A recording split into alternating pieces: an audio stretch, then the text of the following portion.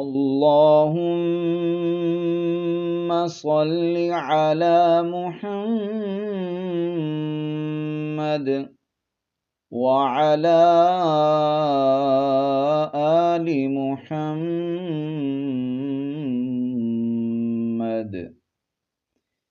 تجوید القرآن چینل پر تشریف لانے والے تمام مسلمان بھائیوں اور بہنوں کو السلام علیکم ورحمۃ اللہ وبرکاتہ۔ آج ہم قرآن مجید کی سورۃ البقرہ کی آیت نمبر 15 سے سبق کا آغاز کریں گے اور لفظ بلفظ تجوید کے ساتھ ان آیات مبارکہ کو سیکھیں گے۔ تو آپ بھی ہمارے ساتھ شامل ہو جائیے۔ اگر آپ نے پچھلے اسباق نہیں سنے تو ان کو بھی وقت نکال کر سماعت فرما لیجئے، اور روزانہ کی بنیاد پر ہم ایک ویڈیو اپلوڈ کرتے رہیں گے، تو آپ ہمارے ساتھ شامل رہیے۔ تو آئیے آغاز کرتے ہیں آج کے سبق کا۔ اعوذ باللہ من الشیطان الرجیم،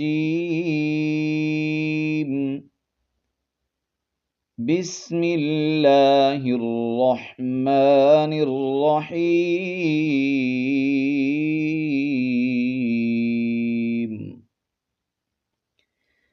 اللہ یستہزئ، اللہ یستہزئ، یہاں لفظ اللہ کو پر پڑھنا ہے کیونکہ لفظ اللہ سے پہلے حرف پر زبر ہے۔ اس کا ہجے کیسے کریں گے؟ حمزہ لام زبر ال، لام کھڑا زبر لا، اللہ ہاں پیش ہو، اللہ۔ جیسا کہ پہلے بھی عرض کیا کہ اگر الف پر کوئی حرکت آ جائے تو عربی میں اس کو حمزہ تلفظ کیا جاتا ہے۔ یستہزئ، یہاں پر دیکھیے حمزہ ہے، اس کے اوپر پیش ہے اور نیچے یا بنی ہوئی ہے، تو یہ حمزہ جو ہے یہ بشکل یا ہے، تو یہاں پر آپ نے حمزہ کا ہی تلفظ کرنا ہے۔ یستہزئ، اور حمزہ کے اوپر جو پیش ہے اس کو لمبا نہیں کرنا، یستہزئ نہیں پڑھیں گے ہم یہاں، یستہزئ، اللہ یستہزئ بہم ویمدہم، بہم ویمدہم، با کے نیچے زیر ہے اور ہا کے نیچے بھی اس کو پڑھیں گے بہم، زیر کو زیادہ لمبا نہیں کرنا، بہم ویمدہم فی طغیانہم، فی طغیانہم، یا حرف مدہ ہے، ایک الف کی مقدار کھینچیں گے، تو اور غین جو ہے یہ حروف مستعلیہ میں سے ہیں، ان کو آپ نے پر کر کے یعنی موٹا کر کے پڑھنا ہے۔ طغیانہم، طغیانہم یعمہون، عین کو حلق کے درمیان والے حصے سے ادا کریں گے اور ہا کو بھاری آواز میں، یعمہون۔ اللہ یستہزئ بہم ویمدہم فی طغیانہم یعمہون۔ اس آیت مبارکہ کو پڑھتے ہیں۔ اولئک الذین، اولئک جیسے پہلے عرض کیا حمزہ کے اوپر پیش ہے، واو کو نہیں پڑھنا، اور لام کے ساتھ کھڑا، لام کے اوپر کھڑا زبر ہے اور اس کو مد متصل کہتے ہیں، اوپر مد ہے لام کے اوپر اور آگے حمزہ کے نیچے زیر ہے، اور یہ حمزہ اسی کلمہ میں ہے جس میں حرف مدہ ہے، کیونکہ کھڑا زبر جو ہے یہ الف کے قائم مقام ہوتا ہے، تو یہاں پر مد کرنی ہے 4 الف کی مقدار۔ اولئک الذین، آگے نون کو ہم نے شین کے ساتھ ملانا ہے، نون شین زبر نش، اولئک الذین اشتروا الضلالۃ، تو یہاں پر اس کا پھر ہجے کر لیتے ہیں، نون شین زبر نش تا زبر تا نشتا را زبر را نشتا را، واو کو آگے ضاد کے ساتھ ملائیں گے، واو ضاد پیش وض نشترا وض، یہ دونوں الف نہیں پڑھے جائیں گے، ضاد زبر ضا نشترا وض لا لتا، لام پہلے لام پر کھڑا زبر ہے، ایک الف کی مقدار کھینچیں گے، دوسرے لام پر حرکت زبر ہے، اس کو نہیں کھینچنا، اولئک الذین اشتروا الضلالۃ بالہدی، با کو لام کے ساتھ ملائیں گے، با لام زیر بل، ہا پیش ہو، دال کھڑا زبر دا، بالہدی، اس یا کا ہم نے تلفظ نہیں کرنا، بالہدی، یہ علامت نظر آ رہی ہے صاد کی، تو قرآن مجید میں اگر آیت کے درمیان میں یہ علامت آئے تو یہاں پر وقف نہیں کرنا چاہیے، سانس ٹوٹ جائے تو پیچھے سے اعادہ ملا کر پڑھتے ہیں، یعنی اعادہ کرتے ہیں، فما ربحت تجارتهم فما ربحت تجارتهم، یہاں پر را زبر را با زیر بی رابی، ہا کو ہم نے تا مشدد کے ساتھ ملانا ہے، یہ تا ساکن نہیں پڑھی جائے گی، اس کا تلفظ نہیں کریں گے، اس کا آگے تا میں ادغام ہو چکا ہے، ہا تا زبر حت رابحت تجارتهم وما كانوا مهتدين، وما كانوا، یہاں پر الف مدہ ہے، یہاں پر واو ساکن سے پہلے پیش ہے، واو مدہ ہے، ایک الف کی مقدار کھینچیں گے، وما كانوا مهتدين، اس آیت مبارکہ کو تلاوت کر لیں، اولئک الذین اشتروا الضلالۃ بالہدی فما ربحت تجارتهم وما كانوا مهتدین۔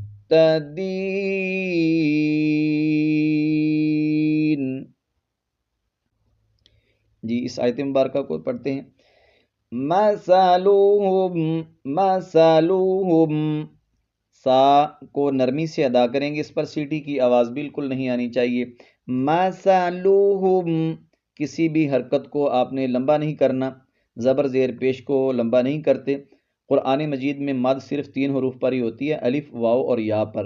الف ہمیشہ مدہ ہوتا ہے، واو ساکن ہو اور اس سے پہلے پیش ہو تو واو مدہ، یا ساکن ہو پہلے زیر ہو تو یا مدہ، اس کے علاوہ آپ نے کسی بھی حرف کو نہیں کھینچنا،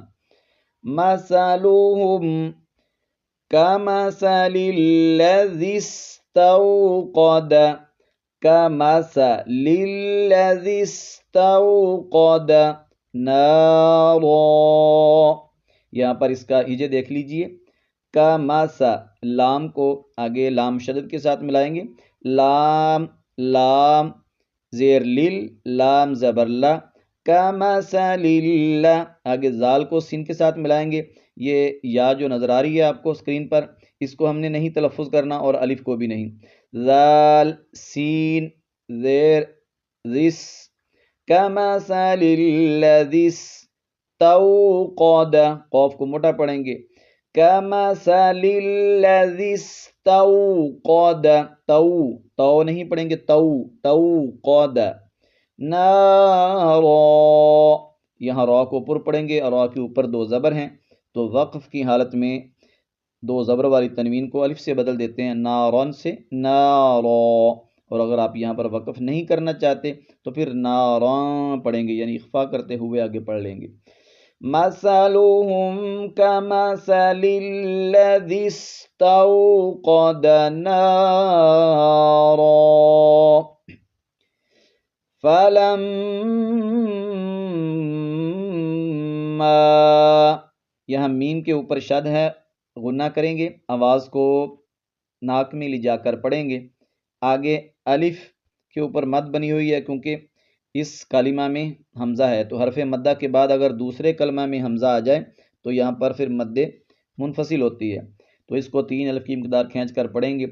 فَلَمَّا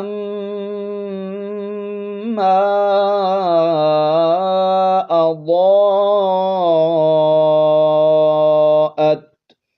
ضاد کو موٹا پڑھیں گے اور الف کی آواز بھی ضاد کے ساتھ موٹی ہی پڑھی جائے گی،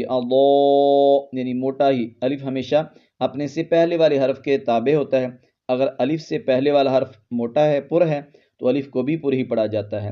اضاءت،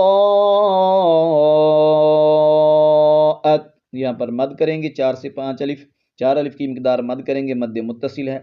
ما حولہ، ما حولہ، الٹا پیش کو 1 الف کی مقدار کھینچیں گے اور لام پر زبر ہے، اس کو نہیں کھینچیں گے۔ ما حولہ ذہب اللہ، زال کو نرمی سے ادا کریں گے، ذہب اللہ، لفظ اللہ کا لام یہاں پر موٹا پڑا جائے گا کیونکہ لفظ اللہ کے لام سے پہلے والے حرف پر یہ لفظ اللہ کے لام کو موٹا ہی پڑھیں گے، پہلے زبر ہے لفظ اللہ سے پہلے۔ ذہب اللہ بنورہم، بنورہم، یہاں پر واو حرف مدہ ہے، واو کو کھینچنا ہے، اس کے علاوہ کسی حرف کو آپ نے کھینچنا نہیں ہے۔ بنورہم وترکہم، را کو موٹا پڑھیں گے، وترکہم فی ظلمات لا یبصرون، فی یا حرف مدہ ہے، 1 الف کی مقدار کھینچیں گے، لولو، لو کو نرمی سے ادا کریں گے، موٹا کر کے پڑھیں گے، ظلما، کھڑا زبر 1 الف کی مقدار، تلا، تا کے نیچے 2 زیر ہیں، لام کے ساتھ ملائیں گے کیونکہ یہ نون تنوین ہے اور آگے حرف یرملون میں سے لام ہے، ادغام ہوگا، ظلماتن سے ظلمات لا یبصرون، با حروف قلقلہ میں سے ہے، اگر حروف قلقلہ میں سے کسی حرف پر جزم ہو تو وہاں پر آواز کو تھوڑا سا ہلا کر جنبش دے کر پڑھتے ہیں، یبصرون نہیں پڑھیں گے، یوب یوب، ایسی آواز کو تھوڑا سا جنبش دیں گے، صاد اور را کو موٹا پڑھیں گے، ظلمات لا یبصرون۔ اس آیت مبارکہ کو تلاوت کر لیتے ہیں۔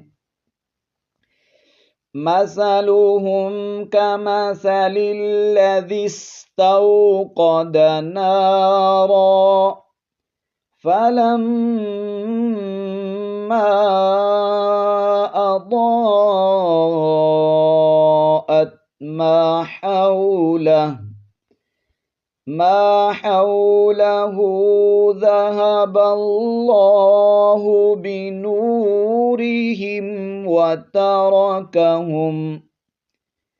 وتركهم في ظلمات لا يبصرون۔